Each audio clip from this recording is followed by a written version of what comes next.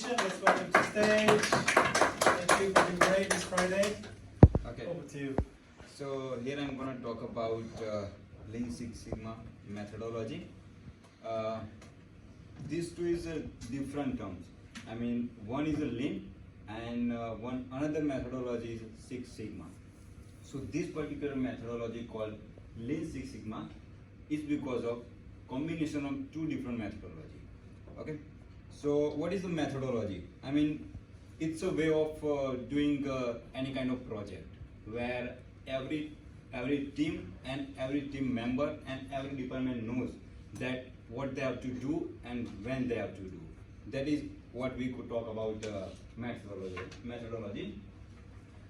In the introduction, the Six Sigma refers to a statistical systems, and it's firstly developed by Motorola in the 1980, and after that adopted by Amazon, Toyota, General Electrics, and at certain point Microsoft tried this, but after that they dropped this plan. And there are various industries such as manufacturing, service sector, finance, health, and many more.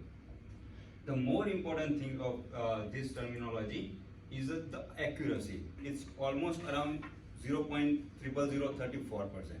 What it means, for that we have to see the confidence interval.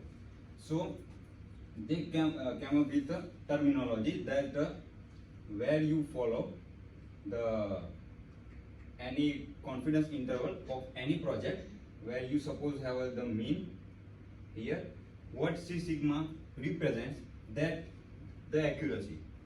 There, if you have one sigma minus 1 sigma, according to that 2 sigma, this is the plus side, this is the negative side. 3 sigma, 4 sigma, 5 sigma, and here we have a 6 sigma. In the first confidence interval, we have accuracy about 65%. In the second, we have around 95% of confidence interval in any methodology or any process. According to that, when you come up to the 6 sigma, you have a you have accuracy of close to 3.4 defects in a per million parameters. So that's why we call that it's close to accurate procedure. After that, let's come up to the Lean. What is the meaning of Lean? So Lean is mostly about minimizing the waste. I mean, the waste of resources, waste of time, and many more things. Maximizing efficiency and eliminating non-valuable editing activities. I mean, the procedures who takes lots of time and resources and unnecessary such as meetings or routines. That is stand for Lean. When we combine those two methodology, that come up with a Lean Six Sigma. Sigma words come from Greek word, and Six Sigma is, as I said, it's mostly accurate, around 3.4 per million opportunities. The 5 key principles of Six Sigma is focus on the customers. I mean, in any industry, the main focus is customer, where they get profits or values from. So customer is king in any industry. So first of all, define that what exactly customers want, which kind of service the customer wants, whether customer is an end user or any clients. That depends upon their needs. The second part of the key is measure the value stream and find your problem. So after we get the importance that what customers want, we have to define a problem, that what we have to deliver to the customer, and the ways that how we are going to deliver this kind of services to the end users. After that, we have to collect some data. It's let's take an example of any service industry in IT. So if we want some kind of clients, we want who wants some any kind of solution or I would say project solution or any queries. For that we have to collect certain data according to that projects. And after collecting, we should try about to gather maximum to maximum data. And after that, the next key is to get rid of the junk.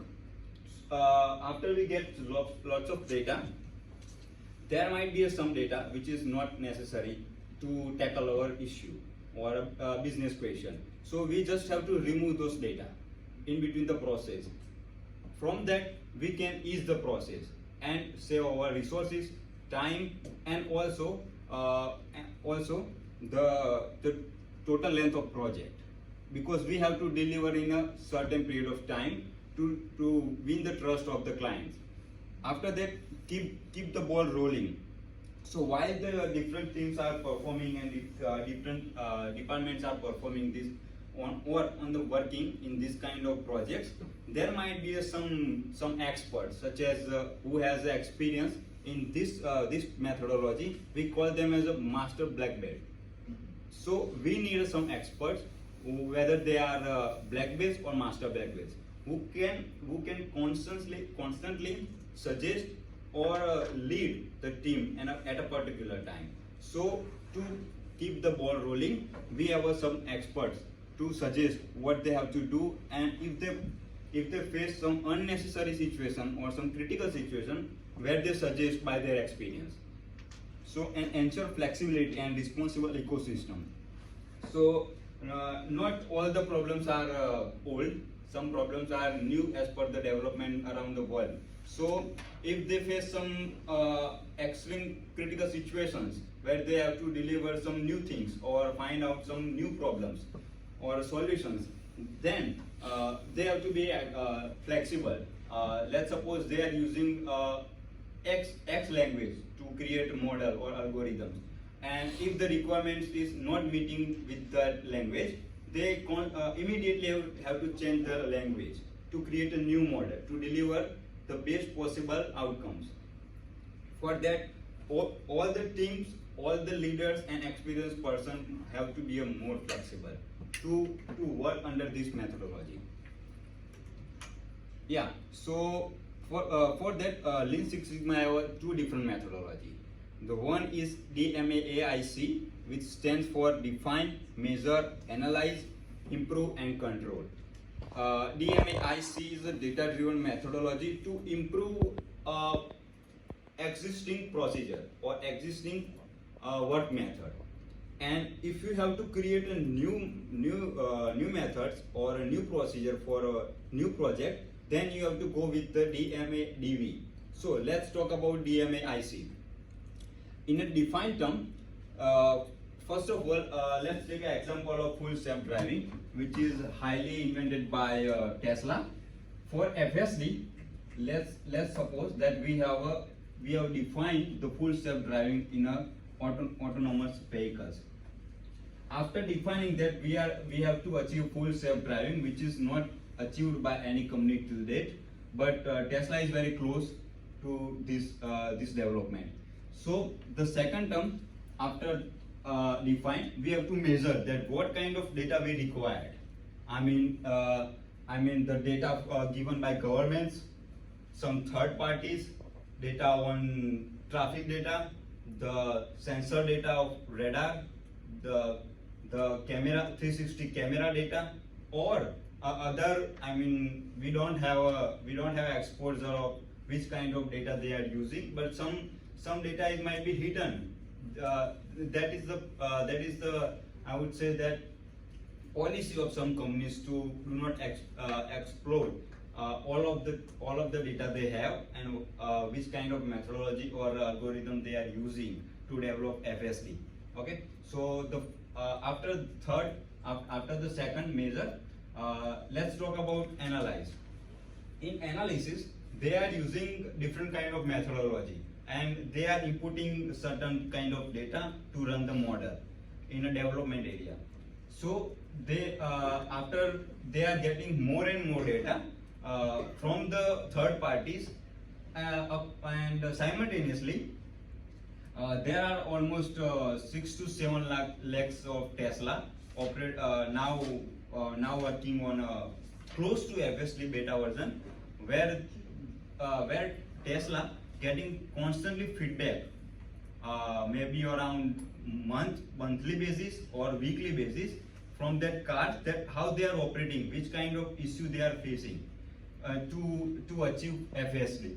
So from that feedback, from that car which is on the road, they also use that data and also try to create some other data by themselves. And in the improved terms, Tesla try to use different algorithms in a day-to-day basis. The last step of the DMA-IC is control, where they see and take constant feedback that is there an accident or unnecessary glitch in the software, and if there is, they can call back the cars and introduce new software according to their findings. In a second methodology, DMA-DV, where the first 3 terms is almost same, and if Tesla come with a new vision that no, they want some different sensors, radar sensors or anything like that, so they have to create whole new algorithms, and then we have a DMA-DV, that they have to create whole new algorithms. They have to train their model and try to experience with that models what is the outcomes. So this is the DMA-DV in that terms. Okay, so for the development of FSD kind of things, they use different kind of tools such as cause and effective, flowchart, Pareto chart, histogram, check sheet, scatter plots, and control chart to visualize what gonna happen with those type of algorithms and the machine learning models. The last step of my presentation is Six Sigma levels, where which is defined by experience and the projects the people or the leader handle during their tenure. So the basic one is white belt, where we consider the newbie who can just understand the basics of Six Sigma or Lean Six Sigma methodology. The next phase is the next level is yellow belt. To achieve the level of yellow belt, you have to finish at least one project under your guidance. Then you will be allocated with the yellow belt. The next level is green level, where the leader must have or the person must have a minimum of 3 years of full-time employment and finish at least one or two projects of Lean Six Sigma, and also can have a ability to use different tools and methodology. For black belt, the person must have a minimum of 3 years of full-time experience and finish almost minimum 5 or 2 Six Sigma projects and work experience of core knowledge data.